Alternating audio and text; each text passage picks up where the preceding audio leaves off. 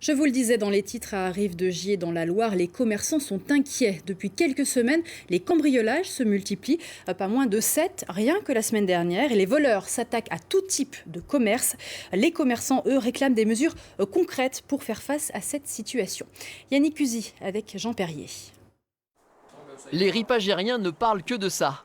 Depuis le début de l'année, une quinzaine de cambriolages a eu lieu dans les commerces de cette ville de 15 000 âmes. Le bar tabac de Stéphane a eu droit, lui, à une visite nocturne lundi dernier. Avec une bouche d'égout, ils ont éclaté la vitre.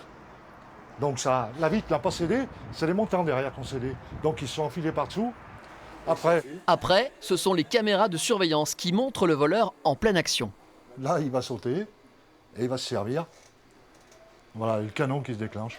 Le voleur s'enfuit, aveuglé temporairement par ses canons à brouillard, dont le bar tabac est aussi équipé depuis quelques mois après un premier cambriolage encore plus élaboré. Cette fois, les visiteurs avaient creusé un passage dans le mur de la cave. Oui, ils ont cassé le mur carrément.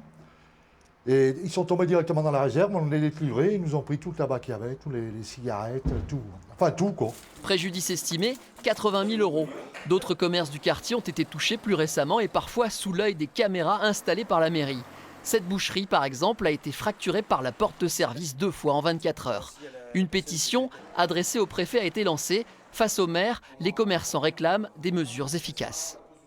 Apparemment, ils connaissent quand même les individus, ils savent qui fait quoi et comment ça se déroule. Donc on est quand même assez serein sur l'issue de la chose. À l'hôtel de ville, on mise sur des caméras supplémentaires et un plan de réaménagement urbain, mais on déplore le manque de soutien de l'État. Malheureusement, depuis maintenant une dizaine ou une douzaine d'années, il y a eu des effectifs de police en diminution sensible. Et je pense que c'était une erreur stratégique et qu'il faut aujourd'hui la combler et revenir à des notions qui sont celles d'une augmentation de l'incivilité et de l'insécurité. En attendant, 6 policiers municipaux vont venir renforcer les effectifs. C'était prévu, mais ça tombe plutôt bien.